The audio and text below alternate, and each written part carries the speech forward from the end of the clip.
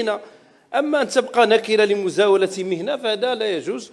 ولذلك أنا قد أتفهم ما يمر به السيد الوزير، ولكن التفاعل في الجلسة ضروري. شكرا.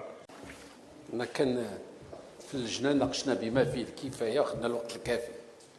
لهذا ارتأيت أن لا أثقل على السادة النواب.